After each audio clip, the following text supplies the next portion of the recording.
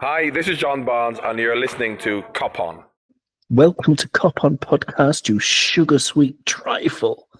My name's Owen. I'm absolutely delighted to be joined before a game that shouldn't even be billed as a game. It's some kind of beach football, relaxed. I hope they serve champagne to both teams at half time. It's Liverpool versus Crystal Palace, the winners versus the winners. Everyone's a winner. No one's going to be a loser. And I'm utterly delighted to be joined by Lucy, a lifelong Crystal Palace fan, in what has been surely, Lucy, the mother of all weeks since beating Pep's Man City in the final and all that. The mother of all weeks, absolutely. Just unbelievable times for a Palace fan. And there aren't many unbelievable times for a Palace fan. It's just, I don't really think I've stopped smiling since Saturday evening. I keep remembering, and then just being so happy all over again. Glad all over, if you will.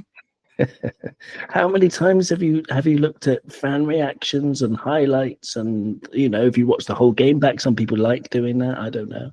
So Sunday, I watched the entire BBC coverage back, the full match build-up, the entire match, all of the halftime analysis, all of the post-game chat. That took a good 3 hours, I guess, and then non-stop reels, if I'm honest. Fantastic. So what I'm going to do, because this is all about vibes, Sunday, I don't even know what day it is, the match. I think it's Sunday, isn't it? It's all going to be about vibes anyway. Liverpool are going to get to lift the Premier League trophy. I do hope that they bring the FA Cup along and Palace can have their own sort of celebration in front of the fans as well. And so what I've done for this episode is I've gone through a particular thread, a match thread on the Holmesdale.net forum. That's HOLMESDALE. Of course, you know that. And it's the FA Cup final thread, just to sort of, paint the picture of, the Palace joy, as well as what clearly you're sharing with us, Lucy. So I found this post.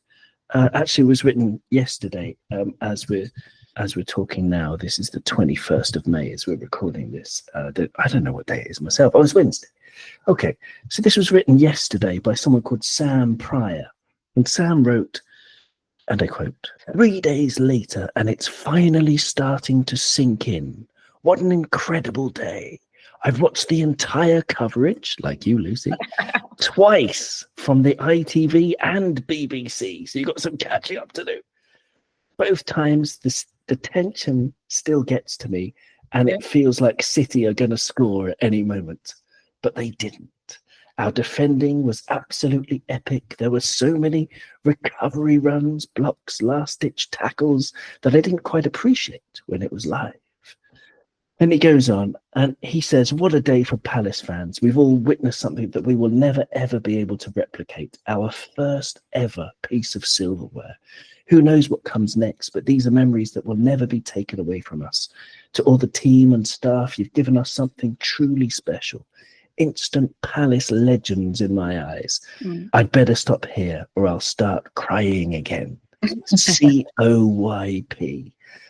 A couple of things on that. I mean, it's the fact that it's a first ever piece of silverware. It's a feeling that we don't know as Liverpool fans, because, I mean, it's not like we've been utterly spoiled all of our lives. We went 30 years with waiting to win the Premier League, for example. And, pretty dire times about 15 years ago when we always went bust. But that feeling, just like City fans will never know what it's like to win something without cheating.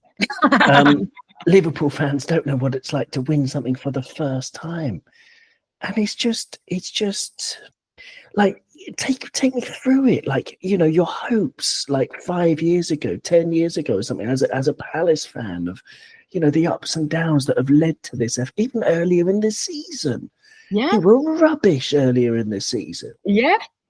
I mean, the only there is no equivalent, right? There's no even close to equivalent. But the only thing that I can even begin to mention is winning the playoffs. like that feeling of coming sixth and being promoted is a sensational feeling. And as a Palace fan, until Saturday, that was the greatest feeling I had ever known in football. I mean, avoiding relegation is pretty good, but it doesn't have the same slant as getting promoted. But I mean, one thing about the build-up, I mean, obviously we were all sick with nerves. I mean, you can't imagine you can, but obviously the level of anxiety and sheer dread basically in the build-up and throughout the 100 minutes. But I think there was a true belief. Like, I think there is something a bit different about this squad, and there is something a bit different about Glazner. And, I said after the Villa game, after the semi-final, like, if they play that way in the final, they can beat anybody. Like, there's nobody they can't beat if they play the way that they played against Villa in the semi.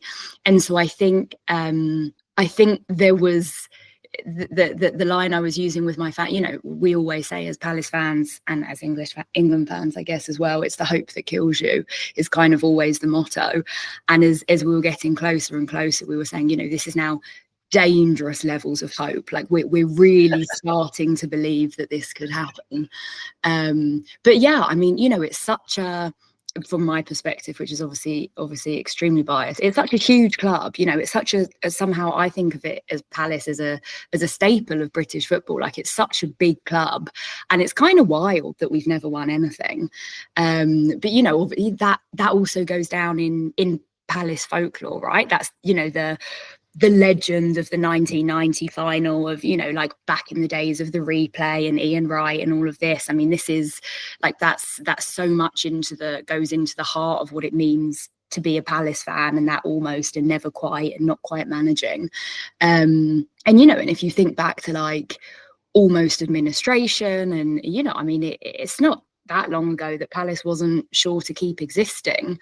And as you say, the start of the season was pretty ropey. But I think Parish really saw something in Glazner. That's what I've heard him talk about in interviews and stuff, that he was like, I had absolutely no nerves at the beginning of the season, because it was like once you meet him, once you sit down and talk to him, you just know that he can do something.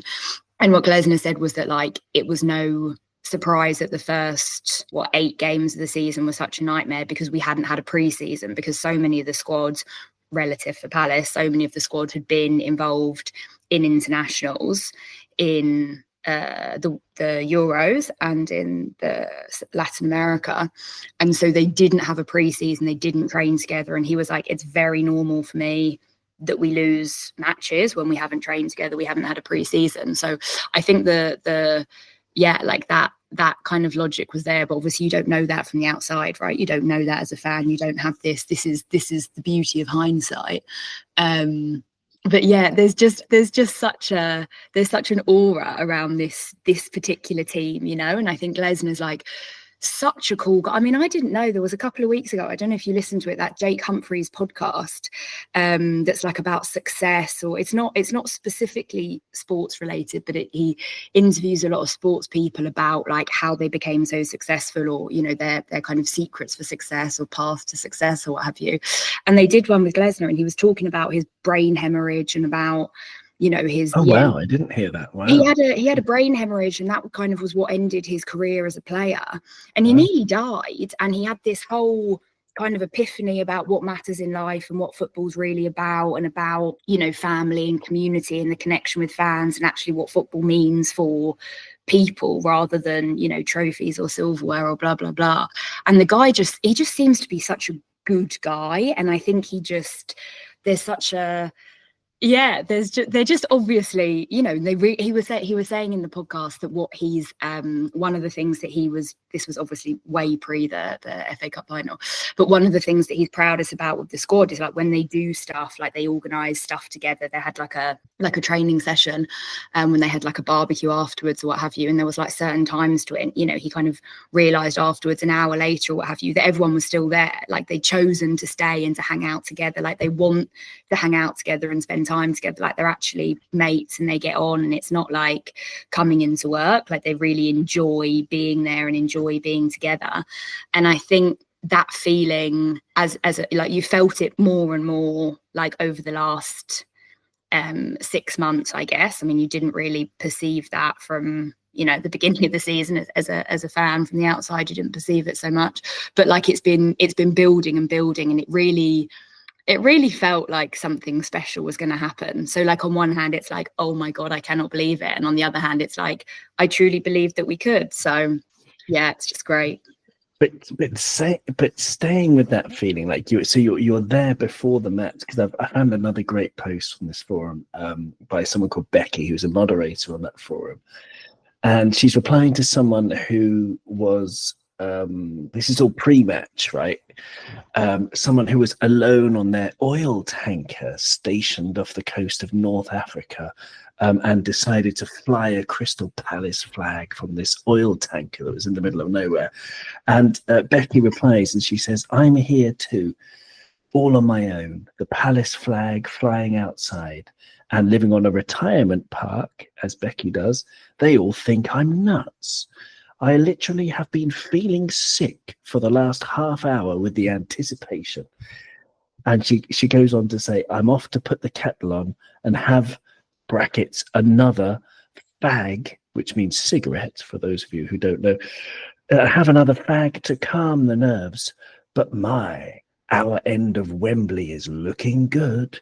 And I was watching just before the match, you know, and it looked absolutely resplendent. Where were you before the match, and what were you thinking of all the fans and the atmosphere, the belief, all of that stuff? I mean, it was, so my all of my family were there, so I was getting videos and photos and everything from my my family, my dad and my brother and my sister and my nephew and my cousins.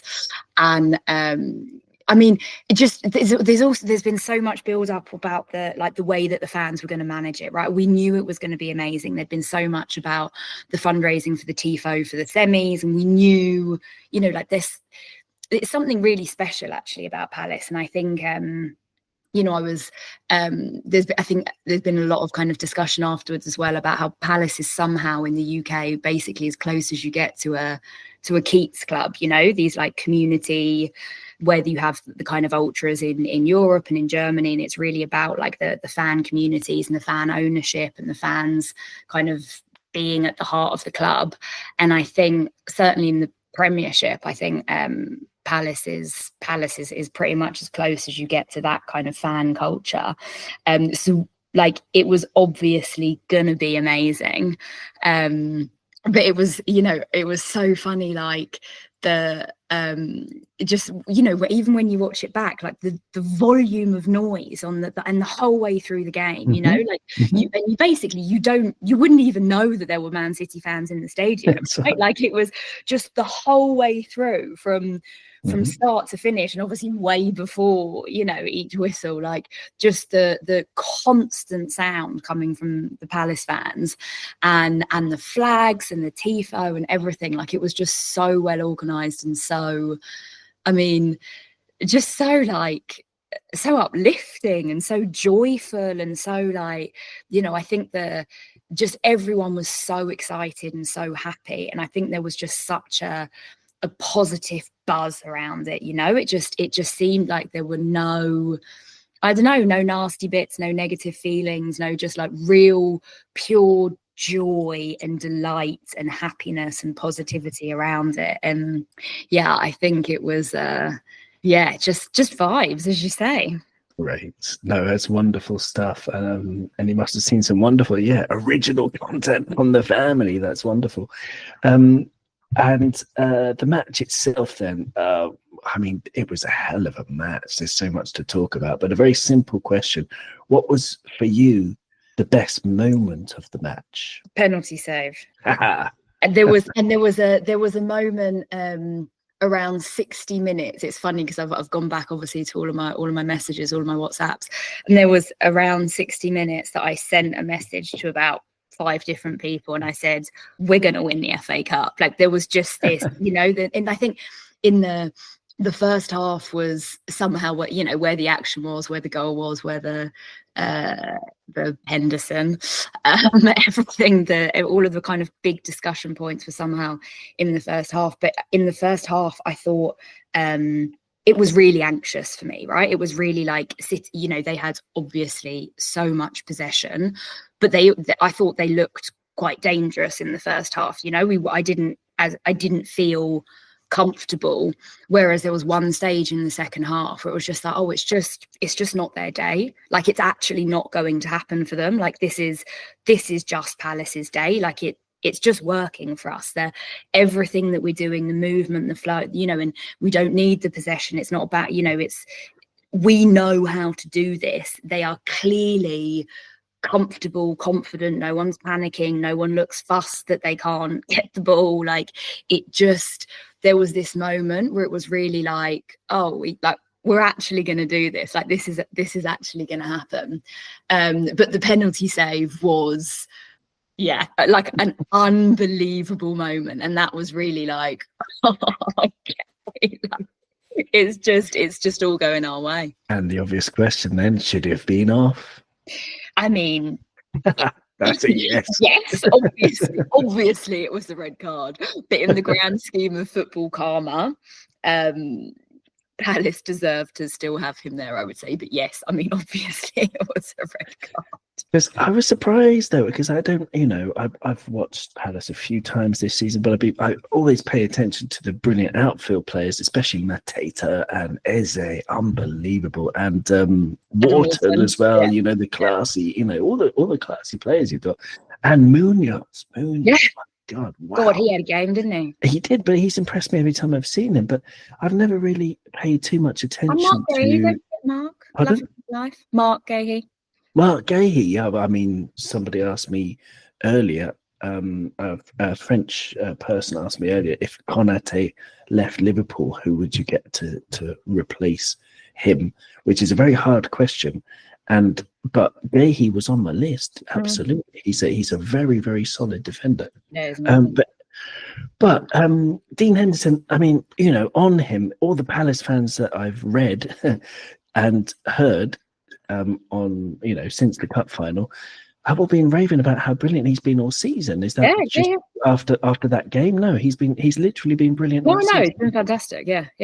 No, he's solid. He's bang solid. Yeah. No, he's one to look out for. Then the best moment of the match, according to AUK from the forum, he says, and I quote, "For me, it was when ref Stuart Atwell blew the final whistle. That blast was the music of a choir of angels, and we were all in paradise." Yeah, can't argue with that. Can't argue with that. We just got a couple more minutes, but I want to have a word for the goal, because that was, for me, was the best moment of the match. Because I mean, it's an obvious one. It's the goal that won the cup final, but the move was unbelievable. Yeah. It was Henderson to Gahey, to Lacroix, to Richards, who was my man of the match, to Mateta, to Kamada, to Mateta, to Munoz, and to Eze. Goal. And it was a beautiful, beautiful move. Man City, you know, however many billions they've cheated their way into, you know, they just had no answer for it. It was superb team play, and that's the thing that your manager has instilled. There's a particular style that Crystal Palace play for, which is all about togetherness, and it's all about making good decisions and running for each other, making space, and of course the finish. Eze, I mean, he's a wonderful player, and he's got a great story as well, doesn't he? Did you see his did you watch the BBC coverage? They had a really lovely thing before with his brothers. I didn't see that. No, what happened? It was really nice. They went back to the cage in, I want to say Greenwich, like where he grew up and like where he first started playing. And then they talked through his early career and all of the knockbacks and all of the trials that he had and all of the youth teams that he was with, and and all of the setbacks that he's gone through basically before he kind of landed. But yeah, I mean the kind of the resilience, but he's such a fantastic player, such a fantastic finisher. But him and Mateta, like Yeah, I mean, the link up for it was just amazing, and as you say, just such a team goal. But it was interesting when I rewatched it on Sunday.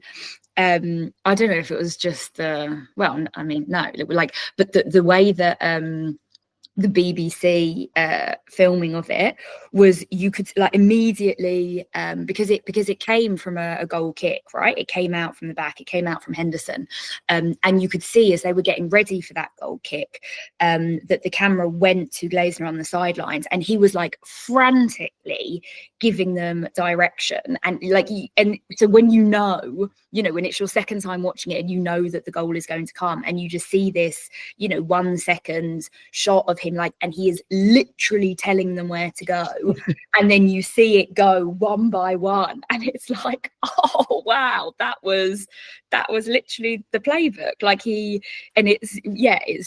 It's really funny to watch it again having that in mind, because it's just the way it goes through them all. And I mean, didn't he take it well? My God, I mean, it's what he does, and he's a fantastic finisher. But yeah, I'm talk about being there for the big moments and stepping up, and as opposed to Haaland not taking the penalty, like this is, that's stepping up at a big moment, right? That's being there. So he's a world-class player. I don't use that word lightly. I think he's a world-class player. Liverpool have been linked to Florian Wirtz. I don't know if I'm pronouncing that correctly, but he's a world-class player as well. And if that falls through, if we have a second choice, I would hope it would be Eze, because I think he's pretty much as good as Wirtz, in my opinion. He's unbelievable technician and finding the angles and reading the game, and I love the player. But anyway, one final question, Lucy. Thank you so much for giving up your time. People said at the end of the match, a couple of commentators and things, the obvious line, the eagle has landed. But I've never heard, I don't know if you agree with me, I just think that's completely off, because for me, the eagle has soared away into the distance, and it will continue to soar for a long time. It may never come down. Yeah, it's going towards the glowing horizon, and it's just soaring away there. Yeah, but with the FA Cup dangling from its talons, right? Yes, there you go. Fantastic. So basically, we've got this match on whenever it is, Sunday. Liverpool are going to be lifting the Premier League trophy. Palace, I hope everyone just plays in flip-flops and stuff like that. So my last question is, is that feeling like it's never going to truly die, is it? Because you can't take it away. You can't take it away. It will never not be true that Palace won the FA Cup. Palace won the FA Cup. It's just, that is now a fact forever. And yeah, I mean, to that first comment, this team immediately down in history, and you think of the Mark Bright and the Ian Wright and the Andy Johnson and obviously Wilf and all of these Palace heroes. But these guys, they're immediately there, and they will be there forever, and all of them to a man, because they all had a great game and they were all part of it. It wasn't a Zaha one-man show. This was a team, and yeah, it will always be true. Palace won the FA Cup. And on that note, thank you so much. And, Liverpool have won the Premier League as well. So we're all just soaring. We're all happy. The liver bird, the eagle. And I've just noticed that the cock, a.k.a. Spurs, the cockerel, they're winning 1-0 at half-time against Manchester United. So maybe this is the year of the bird, as the Magpies also won the League Cup. So, thank you so much, Lucy. This has been an absolute joy. It was Thank a pleasure. Very much. Thank and, you. And may both teams continue to win in our match on the weekend. Bye-bye. Bye.